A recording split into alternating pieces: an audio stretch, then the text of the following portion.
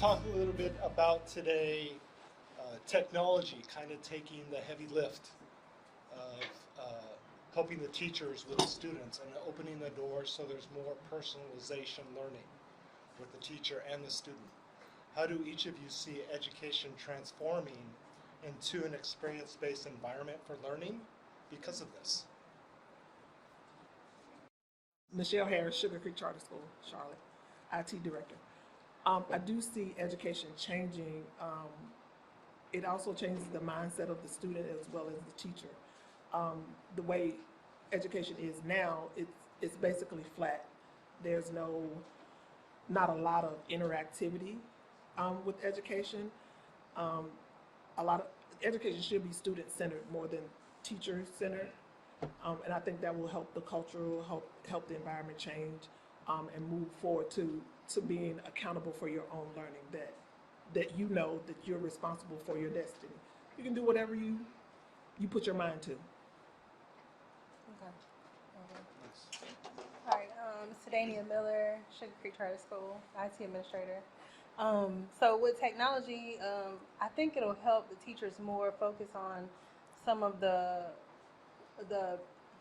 issues in class. So if you have kids more focused on the technology piece, and you have people, or then you can measure the kids better if you have more personalized aspects of the teaching or the learning process for the kids.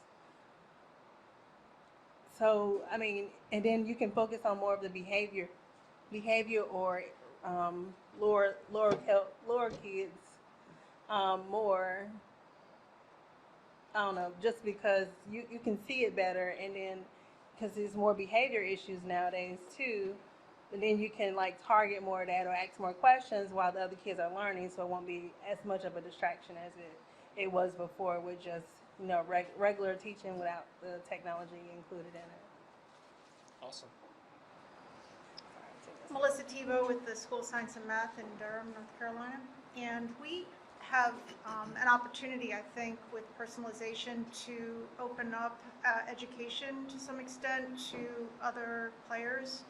I think the opportunity to do more with workplace-based and experiential learning so that students have access to people from the workplace, people who have careers that they may aspire to. And if we have more of a personalized learning approach, they may have more agency and be able to really explore those possibilities as they find them interesting. So they get to choose a little bit more about how they want to go through their day and who they're going to interact with. Awesome. Good afternoon. I'm Emma Braaten, and I serve as the DLI specialist with digital teaching and learning at the Department of Public Instruction. I think we can bat around the term student ownership and student advocacy often, but really what personalized learning does is it deconstructs it for us to better understand what the student is supposed to be doing and what behaviors that can look like for a student who is actively engaged. So when we think about it from the state's perspective, from our definition of personalized learning, that student is involved in setting their goals based upon what their interests are, their learning needs, their preferences, what needs to happen for them to be able to continue to meet those goals. That's the learner profile. We talk a lot about what a digital portfolio might look like for students. Really, this is the next step of that, where we have that full picture of that student, both academically and personally. Once we have that information and those students have set those goals, then they can move down their learning path, and that's to individualize learning pathways for students where they're working towards that learning, accomplishing those things. It's always being monitored by the students themselves and by the teachers as well. And as they hit those learning marks, that's that competency-based progression that they're moving through. And so a lot of times we see that in week to week or unit by unit. And really what our big scale idea for this is that it would be beyond even the grade levels where students are assigned. And that's a big, hairy, scary kind of proposition to think about, because that's totally disrupting our system. And all of that needs to be in that flexible learning environment, which is digital and face-to-face. It's also about how you group students. It's about how you have students have access to the right types of people, the staffing each other in order to progress through their learning. for me, a really big component of this that we haven't really touched on yet today, and I'd love to explore some more, is how this is about making learning more equitable for our students and giving everyone access to those learning opportunities that are going to make a difference for each and every student. And so it's important for me, I think people may have realized today as we've talked that I'm very big on language, and so each student means the individual child, and so even that distinction is important to me as we discuss what this can look like, using technology in order to make that more accessible. Awesome. Okay, good. So what do you think the most important work you or your institution is doing right now? So we have adopted the definition for personalized learning. At the state agency, we're looking and trying to study, understand what is the box that we live within because of state statutes or because of policy, and how we can provide the supports and make changes to those things in order to clear the way for the innovation to happen in the districts and the classrooms. We understand from implementation science that innovation is actually happening in the classroom with the students. Innovation is not going to happen at the state level. It's not built for that. It's not constructed to do that. And so it's really important for us to provide the supports and resources for that. I think what we're talking about is really using this personalized learning approach as an umbrella for bringing together those things that we already have in place in North Carolina that are really critical and have made us apart from what other places are doing. While there has been some negative reception from our home-based suite of tools, really what's happening with Homebase is pretty amazing, where we have our SIS and our learning management systems and those other things like SchoolNet to be able to give us more personalized information about our students. So how can we leverage that as an example and do better with that in order to clear the way for more personalized learning to happen, and really valuing the teachers for that instructional design professionalism that they bring to the table every day. Great. I actually think we're at the point, at the foundational point, where we're trying to decide what differentiating learning means versus personalized learning. Is there a difference? Is it the same? What does that look like for our students? So we obviously have a long way to go, but I think we're just in the identification phases of trying to figure out what that looks like. What does that mean to us? What does that mean to our students? Do we have enough faculty and staff to make this work? Just trying to figure out the logistics. Good first step. I think the most important thing we're doing right now is providing for each student what they need, giving students high-level and rigorous courses when that might be a hard course to staff in a particular community, and I think that's something that we've been doing for some period of time, but something that continues to be a need. Building on the sort of providing state level leadership, also helping schools to get their best teachers out in front of multiple classrooms. So putting together training programs that allow for, to leverage what we know about distance, digital, and blended, and help other systems to stand up those virtual academies so that they can recoup some of those students that have left their system because of homeschooling and because they don't find the options that they need within the school itself. So building that capacity through professional development and really scaling our best teachers so they can reach more students. Right. Okay, sorry. I want to say a couple things. At Sugar Creek Charter School, we're making sure all the kids have access to technology by pretty much being one-to-one with the students, making sure they have the access they need and are able to get to all the resources that'll make them more efficient, especially when they grow up in society and see the jobs that they're working on. They have access to that technology and they know how to use it efficiently, as well as training the teachers. So we're still in the process of training the teachers, but for the most part they're okay. But just providing more training for the teachers. As far as like the Microsoft Office suites, most of them are really good at the Google Classroom, but we try to use more of the Microsoft Office applications because more jobs now I worked in healthcare for like 15 years, and we use Microsoft. Like, they didn't teach you how to use it; you got to learn it yourself. So we'd rather have the teachers and the students know about it prior to them going into the world and being frustrated and aggravated about those types of applications. And that's pretty much it. Okay, great. Thank you. So outside of what you consider to be the most important work you or your institution is doing now, what are other areas of focus, whether it be through up-and-coming technology or initiatives in your area?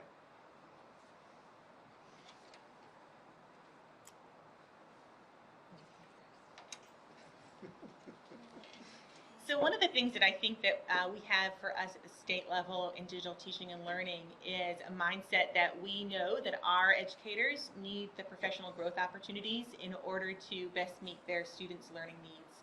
And so in 2015 with the Digital Learning Initiative, when that was published and funded by the state legislators, we had the adoption in subsequent years of the digital learning competencies for administrators and for teachers.